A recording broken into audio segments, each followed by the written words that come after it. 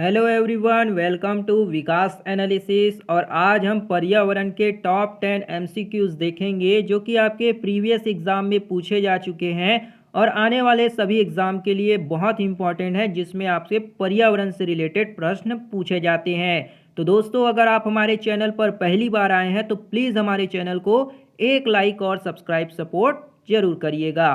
चलिए इन प्रश्न को सॉल्व करते हैं।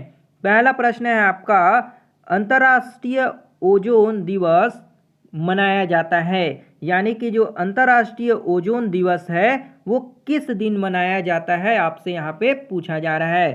पहला ऑप्शन है 16 सितंबर, दूसरा ऑप्शन है 30 मार्च, तीसरा है 7 दिसंबर और चौथा है 22 अप्रैल। तो अंतर्राष्ट्रीय ओजोन दिवस जो है कब मनाया जाता है, इसका सही आंसर क्या होगा? तो वो होगा आपका 16 सितंबर, है ना। ऑप्शन नंबर फर्स्ट यहाँ पे 16 सितंबर को अंतर्राष्ट्रीय ओजोन दिवस जो है मनाया जाता है। क्यों मनाया जाता है? तो ये इसलिए मनाया जाता है क्योंकि ओजोन परत के संरक्षण के लिए, है ना, ओजोन परत के संरक्षण के लिए जो है इसको जागरूकता लाने के लिए लोगों में ओजोन जो है दिवस मनाया जाता है। यहाँ पे कुछ पॉइंट याद रखिएगा। ओजोन का जो संकेत होता है उसको हम O3 से, है ना, ये जो सूत्र है इसको आप याद रखिएगा। अक्सर एग्जाम में ओजोन का सूत्र पूछा जाता है ना। और जो 16 सितंबर को जो है इसको ओजोन परत दिवस मनाया जाता है। तो यहाँ पे आपका ऑप्शन फर्स्ट जो होगा करेक्ट आंसर हो जाएगा। अगला प्रश्न देखते हैं। अगला प्रश्न है आपका, किस खाद्य श्रृंखला में शाकाहारी होते हैं ना, कौन से खाद्य श्रृंखला में आपके शाकाहारी आते हैं वो आपसे पूछा जा रहा है। पहला है प्राथमिक उत्पादक, दूसरा है प्राथमिक उपभोक्ता, तीसरा है उपभोक्ता और फोर्थ ऑप्शन है अपघटनकर्ता। तो इनमें से कौन सा जो ऑप्शन होगा वो आपके खाद्य श्रृंखला में शाकाहारी होंगे उसको आपको बताना है। तो इसका सही आंसर क्या हो जाएगा? तो वो होगा आपका यहाँ पे प्राथमिक उपभोक्ता, है ना। प्राथमिक उपभोक्ता जो होते हैं वो आपके क्या है, शाकाहारी के अंतर्गत आते हैं, जिसमें आपके कौन से हो जाएंगे?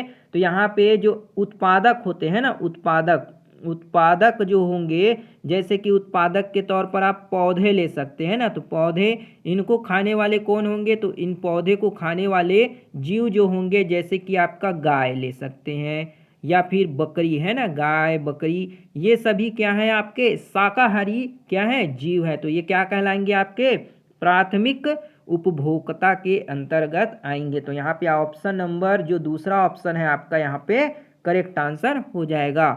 अगला प्रश्न देखते हैं।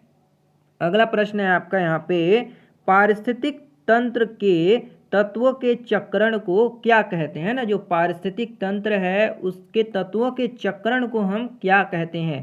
पहला ऑप्शन है आपका रासायनिक चक्र कहेंगे, दूसरा है आपका जैव भू रासायनिक चक्र, तीसरा ऑप्शन है भू रासायनिक चक्र और चौथा है ऑप्शन है भूगर्भीय चक्र। तो पारिस्थितिक तंत्र के तत्वों के जो चक्रण है ना, जो एलिमेंट्स के उनके जो साइक्लिक है उनको हम क्या कहेंगे? उनके चक्रण को यहाँ पे आपको बताना है। तो इसका सही आंसर क्या हो जाएगा? तो वो होगा आपका यहाँ पे जैव भू रासायनिक चक्र, है ना। तो पारिस्थितिक तंत्र के जो तत्वों के चक्रण होते हैं उनको हम जैव भू रासायनिक चक्र कहते हैं। तो यहाँ पे आपका क्या होगा? ऑप्शन बी जो होगा जैव भू रासायनिक चक्र यहाँ पे करेक्ट आंसर हो जाएगा। अगला प्रश्न देखते हैं। अगला प्रश्न है आपका, निम्नलिखित ईंधनों में से कौन सा न्यूनतम पर्यावरणीय प्रदूषण उत्पन्न करता है ना। कौन सा जो ईंधन है आपका वो सबसे कम पर्यावरण प्रदूषण को उत्पन्न करता है? पहला ऑप्शन दिया है आपका डीजल, दूसरा है हाइड्रोजन, तीसरा ऑप्शन है पेट्रोल और चौथा ऑप्शन दिया आपका कोयला। तो इन चारों ऑप्शन में से कौन सा जो ईंधन होगा वो सबसे कम पर्यावरण प्रदूषण उत्पन्न करता है वो आपको बताना है। तो इसका सही आंसर क्या हो जाएगा? तो वो होगा आपका यहाँ पे हाइड्रोजन, है ना। हाइड्रोजन जो होता है एक तरह का ऐसा ईंधन है जिससे बहुत कम पर्यावरण को प्रदूषण होता है ना। तो यहाँ पे आपका ऑप्शन नंबर बी जो होगा हाइड्रोजन यहाँ पे आपका करेक्ट आंसर हो जाएगा। जबकि आपके डीजल, पेट्रोल और कोयला ये सभी क्या है, भारी मात्रा में आपके पर्यावरण को प्रदूषित करते हैं। तो इस पॉइंट को आप याद रखिएगा। अगला प्रश्न देखते हैं। अगला प्रश्न है आपका यहाँ पे, संकटग्रस्त जंतु दैत्यकार पांडा पाया जाता है ना। जो संकटग्रस्त जो जंतु है आपका दैत्यकार पांडा है ना, ये कहाँ पाया जाता है आपसे पूछा जा रहा है। पहला ऑप्शन दिया आपका ऑस्ट्रेलिया में, दूसरा है चीन में, तीसरा है ब्राज़ील में और चौथा है आपका यहाँ पे यहाँ पे तीसरा भारत में और चौथा यहाँ पे ब्राज़ील में। तो संकटग्रस्त जो आपका दैत्यकारी पांडा है वो कहाँ पाया जाता है आपसे पूछा जा रहा है। तो इसका सही आंसर क्या हो जाएगा, तो वो होगा आपका यहाँ पे चीन है ना। चीन में जो है ये दैत्यकार पांडा जो है यहाँ पे पाया जाता है। तो यहाँ पे आपका ऑप्शन बी चीन जो होगा यहाँ पे आपका करेक्ट आंसर हो जाएगा। अगला प्रश्न देखते हैं। अगला प्रश्न है आपका यहाँ पे, निम्नलिखित में किस गैस के कारण भोपाल गैस त्रिशदी हुई है ना। कौन से गैस का रिसाव हुआ था भोपाल में जिसके कारण जो है भोपाल त्रिशदी हुई थी है ना। तो इसका सही आंसर क्या होगा, पहला ऑप्शन दिया है क्लोरोफ्लोरोकार्बन यानी कि CFC, दूसरा है आपका नाइट्रस ऑक्साइड, तीसरा है कार्बन डाइऑक्साइड और चौथा है आपका मिथाइल आइसोसाइनेट है ना।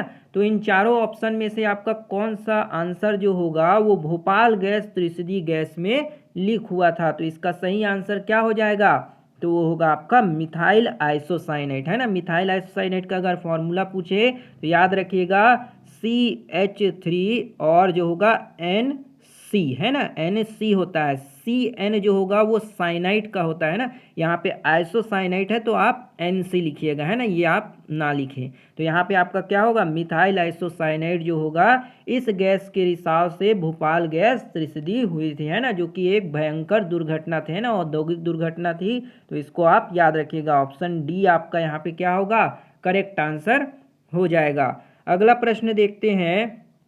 अगला प्रश्न है आपका यहाँ पे, किस देश में है ना, किस देश में क्रिसमस का त्यौहार गर्मियों में मनाया जाता है ना। कौन सा देश है जहाँ पे क्रिसमस का त्यौहार जो है गर्मियों में मनाया जाता है। पहला ऑप्शन है आपका जापान, दूसरा है भारत, तीसरा ऑप्शन है आपका ऑस्ट्रेलिया और फोर्थ है आपका अमेरिका है ना। तो कौन से देश में जो है क्रिसमस का त्यौहार गर्मियों के दिनों में मनाया जाता है। तो इसका सही आंसर क्या होगा, तो वो हो जाएगा आपका ऑस्ट्रेलिया है ना। ऑस्ट्रेलिया एक ऐसा देश है जहाँ पे क्रिसमस का त्यौहार कब मनाते हैं, गर्मियों में मनाया जाता है। यहाँ तक ये 25 दिसंबर को मनाते हैं ना, 25 दिसंबर याद रखिएगा। 25 दिसंबर को जो है वो ऑस्ट्रेलिया में क्रिसमस का त्यौहार जो है गर्मियों के दिन में मनाया जाता है। तो यहाँ पे आपका ऑप्शन नंबर सी ऑस्ट्रेलिया क्या हो जाएगा, करेक्ट आंसर हो जाएगा। अगला प्रश्न देखते हैं। गिर वन्य जीव अभ्यारण्य निम्न में से किस वन्य जीव का संरक्षण करता है ना। जो गिर वन्य जीव अभ्यारण्य है जो आपके गुजरात में है, ये कौन से जीव का संरक्षण करता है आपसे पूछा जा रहा है। पहला ऑप्शन है यहाँ पे ये हाथी होगा है ना, क्या है, हाथी, सुधार लीजिएगा, ये हाथी होगा। पहला ऑप्शन हाथी, दूसरा है आपका सांप, तीसरा ऑप्शन है गेंडा और फोर्थ ऑप्शन है शेर। तो गिर जो वन्य जीव अभ्यारण्य है यहाँ पे किस जीव को संरक्षण किया जाता है, इसका सही आंसर क्या होगा, तो वो हो जाएगा आपका शेर है ना। जो एशियाटिक शेर होते हैं ना उनको यहाँ पे क्या किया जाता है, रखा जाता है। तो यहाँ पे आपका ऑप्शन नंबर डी जो होगा शेर यहाँ पे करेक्ट आंसर हो जाएगा। और एक पॉइंट याद रखिएगा, गिर जो वन्य जीव अभ्यारण्य है ये कहाँ है, तो ये आपके गुजरात में है। कहाँ है, गुजरात में है। तो इस पॉइंट को भी आप याद रखिएगा। अगला प्रश्न देखते हैं। अगला प्रश्न है आपका यहाँ पे, निम्न में से कौन सी प्राकृतिक वनस्पति मरुस्थलीय प्रदेशों में पाई जाती है ना। कौन सी जो प्राकृतिक वनस्पति है जो मरुस्थलीय प्रदेशों में आपकी पाई जाती है। पहला ऑप्शन है महोगनी, दूसरा है फर, तीसरा ऑप्शन है कैक्टस और फोर्थ है आपका चंदन, है ना। तो कौन सी प्राकृतिक वनस्पति है जो मरुस्थलीय प्रदेशों में पाई जाती है? तो इसका सही आंसर क्या होगा? वो हो जाएगा आपका कैक्टस, है ना। आपने पढ़ा होगा कैक्टस जो है आपके क्या है, मरुस्थलीय प्रदेशों में वनस्पति जो होती है प्राकृतिक तौर पर पाई जाती है। ये जो होते हैं कटीले कटीले झाड़ियों के तौर पर आपके कैक्टस पाए जाते हैं ना, इसमें कांटेदार पत्ते होते हैं। तो याद रखिएगा कैक्टस जो है आपके मरुस्थलीय प्रदेशों में पाई जाती है, जहाँ पे कम से कम पानी में ये जो है उग जाते हैं ना। तो यहाँ पे ऑप्शन सी जो होगा करेक्ट आंसर हो जाएगा। अगला प्रश्न देखते हैं, ग्रीन मफलर से संबंधित, है ना, बहुत ही इंपॉर्टेंट प्रश्न है, कई बार एग्जाम में पूछा गया है कि ग्रीन मफलर जो होते हैं वो किससे संबंधित है। पहला ऑप्शन है मृदा प्रदूषण, दूसरा है ध्वनि प्रदूषण, तीसरा ऑप्शन दिया है वायु प्रदूषण और फोर्थ ऑप्शन दिया है आपका जल प्रदूषण से। तो ग्रीन मफलर जो है क्या होता है पहले ये जान लेते हैं ना। तो ग्रीन मफलर जो होता है ये घनी आबादी वाले इलाकों में, है ना, घनी आबादी वाले इलाकों में रोड के किनारे किनारे जो है वो पेड़ लगाए जाते हैं, ताकि जो वाहनों की जो ध्वनि होती है वो क्या कर ली जाए, पेड़ द्वारा जो है एब्जॉर्ब कर लिए जाए, उनको अवशोषित या सोख लिए जाए, जिससे जो है कम जो है ध्वनि प्रदूषित हो, है ना, ध्वनि जो है कम आए। तो इसीलिए जो है ग्रीन मफलर का नाम से इसको जाना जाता है। तो याद रखिएगा ये पेड़ के द्वारा किया जाता है ना, पेड़ जो होते हैं वो ध्वनि को कम करने का काम करते हैं, तो इसलिए कहा जाता है कि ज़्यादा से ज़्यादा पेड़ लगाइए करके। तो यहाँ पे हमारा ग्रीन मफलर किससे संबंधित हो जाएगा?